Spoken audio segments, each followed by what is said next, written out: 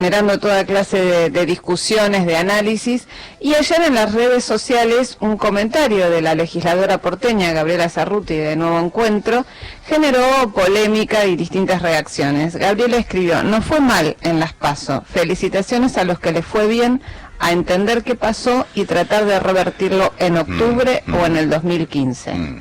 Esto provocó distintas reacciones. Algunos consideraron que es una lectura demasiado realista o demasiado pesimista, según quien la mire, y dijeron, no perdimos, porque perdimos, pero el resultado de la composición de la Cámara de Diputados no va a reflejar una pérdida de bancas tan trascendente, y es una diferencia de votos, es una elección de medio mandato, es la preliminar de la elección de octubre, pero porque Gabriel y otros muchos dijeron, tiene razón, el resultado fue malo". Gabriela Cerruti, legisladora porteña. Gaby, ¿cómo te va? Luciano Galende de este lado, ¿qué decís? Gracias por atender. Buen día, Luciano, Nora, Carlos, ¿cómo están? Bien, todo en orden. A ver, tenemos más de 140 caracteres para que puedas... A mí me impresiona mucho que decís algo obvio. A ver, ellos sacaron más votos, nosotros sacamos menos, perdimos. Es como relativamente obvio, digamos. Esto genera polémica, es que evidentemente hay algo que nos cuesta decir, que nos cuesta hablar, que nos cuesta que por ahí la sinceridad. Digo, yo misma me enseñaron de chiquita que se gana, se pierde y se sigue. Digo, no es así, uno pierde un partido y puede ganar el campeonato. Digo, y no es que perdiste un partido, pero porque jugaste mejor el primer tiempo, entonces en realidad no perdiste tanto. Bueno, qué sé yo, se pierde, se gana, digamos, es así. En las elecciones se sacan más votos, se sacan menos votos. Todos sabíamos que estaba puesta la centralidad en la provincia de Buenos Aires, queríamos todos ganar la provincia de Buenos Aires, perdimos la provincia de Buenos Aires. Bueno, es como Vidal diciendo hoy, no, en realidad el PRO no perdió en Capital. Bueno, sí, el PRO perdió en Capital, era una interna, era una PASO, con lo cual se mide por fuerza política. Las fuerzas políticas que sacaron más votos son las que ganaron, las que sacaron menos son las que perdieron. Digo, si vas a mirarlo así, porque tampoco es que como no está nada en juego, efectivamente, en las PASO se supone que todo es interno de cada partido, no es que una fuerza compite contra otra, digamos, ¿no? Pero, digo, así como en el paso anterior, cuando ganamos, digamos, y uno piensa, esto se va a reflejar, no se va a reflejar en octubre. Digo, yo lo que digo hoy es, me parece que para ganar en octubre, que es lo que todos queremos, hay que remontar lo que pasó ahora. Y para eso hay que primero entender qué pasó, no negar qué pasó, y ver de qué manera lo revertimos, de qué manera ganamos en octubre y de qué manera seguimos consolidando lo que hay que consolidar del proyecto para volver a ganar en el 2015. También digo, no es una tragedia, o sea, es efectivamente una elección abierta de una elección de medio término. No se termina nada, no empieza nada, digo, también los que están haciendo la otra lectura de querer sobredimensionar todo esto, qué sé yo, viste, el fin del kirchnerismo lo vienen anunciando desde el 2003, digamos. Fin de ciclo, dicen, sí. Hacen un cambio, no es el fin de nada, no es el principio de nada. Hay un candidato que ganó, como ganó de Narváez en el 2009, y ahora habrá que ver de qué manera el gobierno, que tiene el apoyo de una cantidad enorme de gente, que tiene la cantidad de proyectos en marcha, que tiene el gobierno y el Estado para generar una cantidad de políticas, pueda revertir este resultado y ganar las elecciones de octubre para seguir consolidando.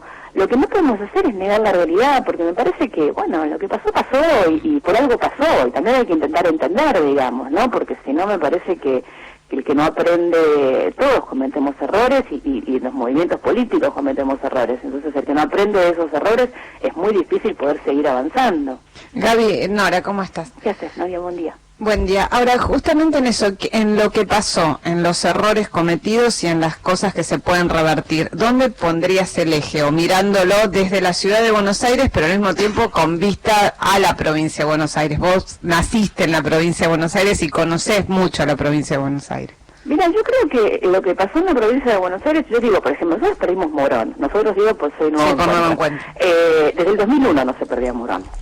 Y se perdió por muchos votos. Entonces, la verdad es que... Y con una alianza bastante... con una alianza enfrente bastante impresentable, ¿no? De lo más recalcitrante del dualdismo, de la peor época. Pero además, digo, es un distrito que ha peleado contra Rousselot, que ha peleado, digo, que se ha bancado en cosas y que siempre ha tenido un nivel. La gestión municipal, tanto de Martín en su momento como de Lucas ahora, Martín Sabater y de Lucas G, un nivel de aceptación, de convicción de parte del municipio con respecto a la gestión y a lo que se ha ido haciendo y lo que se está haciendo, muy fuerte. Y sin embargo se perdió. Entonces, evidentemente hay otra cosa que está sucediendo. Yo lo que creo que está sucediendo es que este mal humor, para decirlo de alguna manera, de la clase media urbana, ya por lo que son, primero, los medios de comunicación, que hay cosas que le pasan a determinada clase social o a determinado grupo de gente y sin embargo lo extienden de manera tal que hay mucha gente que cree que le pasa, digamos, ¿no? Yo siempre cuento el chiste de una señora que vivía en el campo, en las afueras de Chascomús, en el campo, donde nunca se cerraban las puertas con llave, y la señora cerraba la puerta con llave y el hijo nos explicaba que era porque miraba Crónica TV, ¿no? Entonces creía que podía haber inseguridad en su casa, en el campo, en Chascomús, porque miraba Crónica. Por un lado, digo, hay sensaciones que tienen que ver con cosas que le pasan realmente a una clase media urbana, que no le gustan, de maneras, de modos o de situaciones concretas, como fue el tema del dólar u otra cantidad de cosas, que se extiende porque se extiende a mucha gente. Pero además, porque ya hay una cultura de clase media urbana y clase media alta urbana en una zona muy grande del Gran Buenos Aires. O sea, el creer que el Gran Buenos Aires sigue siendo un distrito en el cual se gana conectándose con las clases más necesitadas, me parece que es una visión antigua. Digo, lo que la clase media de los núcleos urbanos del Gran Buenos Aires ya piensa igual que la clase media de la ciudad de Buenos Aires, o que la clase media de Rosario, digamos. Entonces, me parece que evidentemente hay una cantidad de cosas que molestan a esa clase urbana, con razón o sin razón, en algunos casos porque se lo dicen los medios de comunicación y en muchos otros casos porque son cosas de su vida cotidiana que no les cierran, que no le están funcionando o que quieren que sean de otra manera, que me parece que eso también impactó, ¿no? Digamos, esta idea de que en Tigre todo funciona, y todos sabemos que no es cierto, digamos, pero hay como una cosa aspiracional de este personaje que aparece mostrándose como el que va a solucionar los problemas de inseguridad, de lo que fuera, y que además lo que logra hacer es captar una cantidad de mal humor por ahí que está dando vuelta. Gabriela, ¿cómo te va? Hernán Brienza te saluda. ¿Cómo estás, Hernán? Bien, ¿vos? Bien, por suerte, todo. Quería preguntarte respecto de las posturas o las posiciones del progresismo en los distintos lugares, ¿no? Buenos Aires, Capital Federal. ¿Hubo un retroceso o un corrimiento a espacios donde se visualizan como progresistas solo por un estado de gobierno, en el sentido de lo ya establecido, lo que se conoce como lo ya establecido dentro del gobierno nacional, por ejemplo? ¿Vos me estás hablando de los sectores internos del Frente para la Victoria o en general? En general, porque, por ejemplo, en Mendoza hubo un 10% de votos que fueron a lugares bien de izquierda, como el trotskismo, por ejemplo. En todo el país hubo una elección de la izquierda extraordinaria, digamos. A mí me parece que comparado con las que son las elecciones históricas de la izquierda, en todo el país hubo una elección de la izquierda muy fuerte, y la verdad es que también deberíamos no ser negados en ese sentido. Digo, por ejemplo, en la ciudad de Buenos Aires, decir que los que no nos votan a nosotros son todos de derecha es una falacia, digamos, porque digo, yo puedo decirte que el que vota claramente al macrismo tiene un componente de derecha y también tiene un componente de estar apoyando la gestión, el sapito que pasó por abajo de la vía, el metrobús, la bicisenda o lo que fuera, porque están votando a un intendente. Ahora, yo estoy en las antípodas de lo que es la Carrió o lo que fuera, pero no te voy a decir que el tipo que está votando a Pino Solanas cree que está votando a la derecha. Digo, el tipo que está votando a Pino Solanas cree que está votando a alguien progresista o cree que está votando a alguien de izquierda, digamos, lo mismo que la persona que está votando a Vicky Donda, digo, Pratgay me hace más ruido, y Martín Lustó, que hizo una elección extraordinaria, digamos, es una mezcla esa eso es como el típico clase media porteña progre, Palermo, digamos.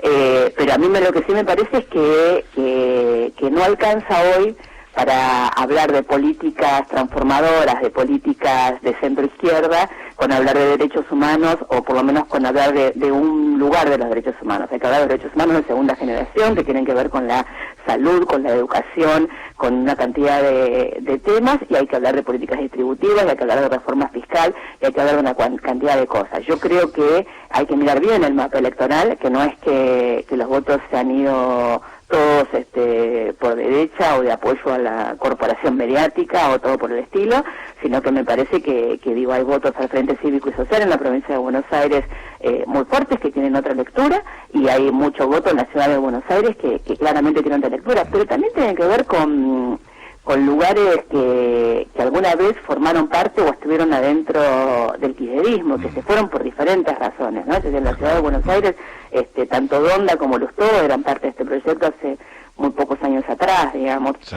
Entonces me parece que, y una amiga, una colega periodista que estaba en el búnker de Massa, me decía, era como estar en un búnker kirchnerista de hace algunos años atrás. Estaban Alberto Fernández, Peirano, de Mendiguren, digo, una cantidad de gente que no hace tanto tiempo formaba parte. Bueno, por ahí les pasó algo y cambiaron. Por ahí por ahí hay que coagulitos para todos. Más contenedoras, para decirlo de alguna manera, ¿no? Sí, es parte de eso. Gaby, te propongo incorporar a Lucas Gui, que es el intendente de Morón, a este fogoncito que estamos teniendo para hablar de política. Si querés quedarte un ratito más y conversamos sobre este tema, está Lucas Gui, intendente de Morón. ¿Cómo te va, Lucas? ¿Qué decís? Buen día. ¿Qué tal, Luciano? ¿Cómo estás? Bien, acá andamos. La verdad que tratando... Hola, Lucas, buen día. Ahí está Gaby Zarruti también. Hola, Gaby. ¿Cómo estás? Un gusto escucharte. Lucas, a ver, la idea de esta charla o esta entrevista tiene que ver con eso, con poder pensar cuáles son las razones por lo cual pasó lo que pasó, digamos, en relación al resultado de las elecciones, y queríamos también en este sentido escuchar una interpretación, un análisis tuyo.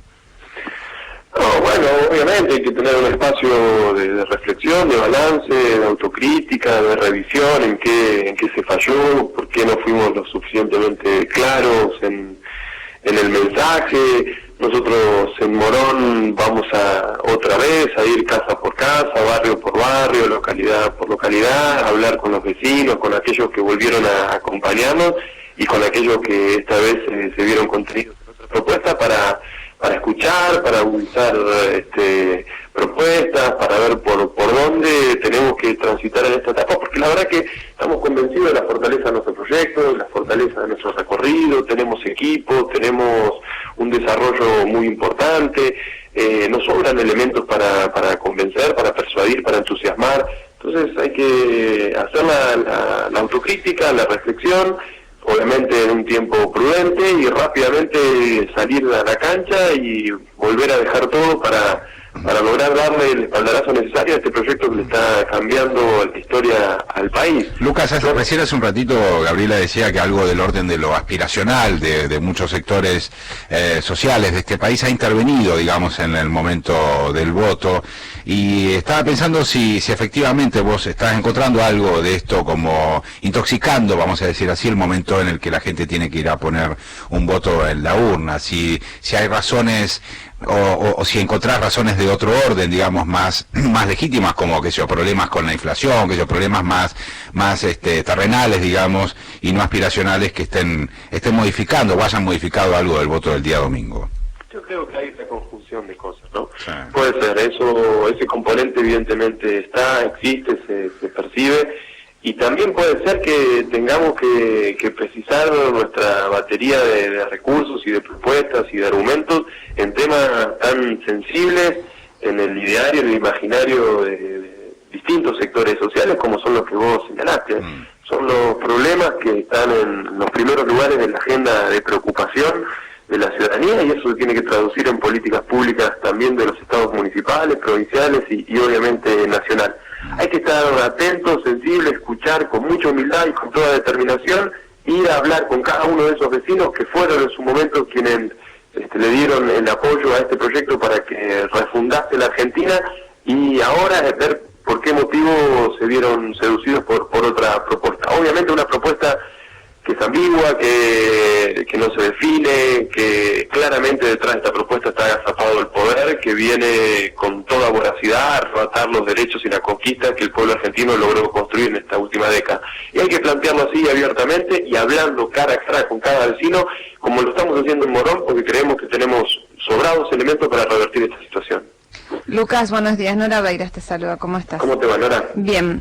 Ahora, en estos días, tratando de entender lo que pasó particularmente en Morón, algunos oyentes llamaron a la radio y nos decían dolidos porque reivindicaban la gestión del Nuevo Encuentro en Morón, pero decían que las malas condiciones por ahí en las que se viaja en el ferrocarril Sarmiento y teniendo en cuenta que es la zona que atraviesa el distrito de Morón puede haber influido en esta decisión del votante de abandonar en este momento esa opción. ¿Vos cómo analizás esto? Puede ser, sí puede ser, tenemos que reconocerlo, lo dice el propio ministro del Interior y Transporte, es una asignatura pendiente. En esta última etapa se vienen haciendo esfuerzos importantísimos para revertir los años de desinversión, de desidia, de estar al frente de la concesión del servicio, una empresa inescrupulosa, cuasi mafiosa, que condenó a ese servicio a situaciones absolutamente insostenibles. Afortunadamente tenemos una presidenta que en todos los campos, en todos los terrenos, con mucho coraje, está revirtiendo situaciones de mucha injusticia, de mucha desinversión, y le llegó la hora también al transporte, y paulatinamente eso se tiene que ver. Si vos me preguntás, Nora, ¿se viaja hoy como deseamos? No, lejos estamos todavía de viajar en condiciones dignas. Yo lo que veo es el esfuerzo del Ministerio del Interior, de generar inversión, de construir nuevos equipos, de relacionarse de otra manera con los trabajadores, de escuchar con más sensibilidad a los usuarios.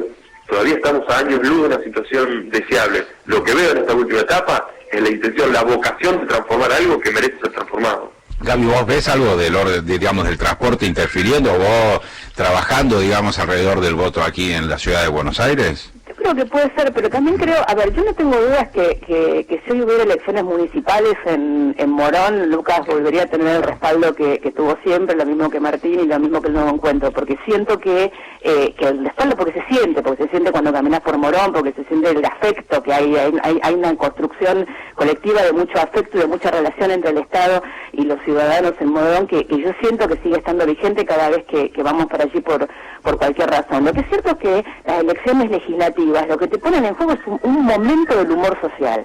Y el humor social está influenciado por una cantidad de cosas, digo, porque se viaja mal y también porque te dicen que se viaja mal, digamos, y porque además hubo accidentes de trenes que ponen en primer lugar el tema de la seguridad en los trenes. Cuando yo hablaba de lo aspiracional es, digo, tenés gente que está enojada porque no puede comprar dólares, aunque nunca en su vida viajó al extranjero, o aunque no sabe si alguna vez va a poder viajar, pero tiene la fantasía de formar parte, ¿no?, de ese mundo que sí viaja. Entonces como la legislativa tiene tanto que ver con un momento del humor social, lo que también es importante que reflexionemos y que entendemos, quienes tenemos de alguna manera lugares diferentes y de diferente responsabilidad, pero que nos sentimos muy comprometidos con este proyecto, es por qué no logramos transmitir todo lo que a nosotros sí nos alegra y sí nos compromete y sí nos hace sentir parte de un proyecto que está transformando de esta manera el país. Y no hablo de problema de comunicación, como hablaban los radicales en el 85, hablo de qué manera el 1 a 1, de qué manera eso que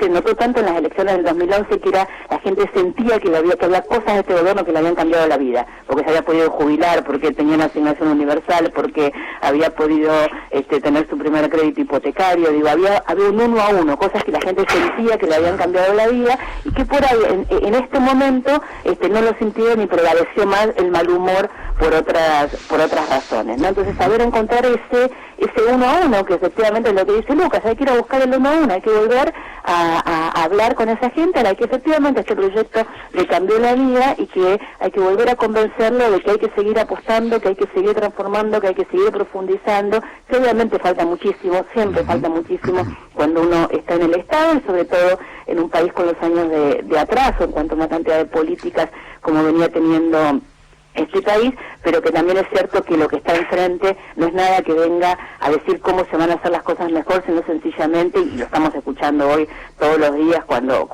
después desde el domingo, digamos, siguen hablando y ya dicen más claramente qué es lo que son y qué es lo que quieren hacer. Lo que hablan básicamente es parar con aquellas políticas que son las que efectivamente le transformaron la vida a la gente. Gabriela, muchísimas gracias por tu tiempo. Un beso para allá. Chao, hasta luego. Lucas también.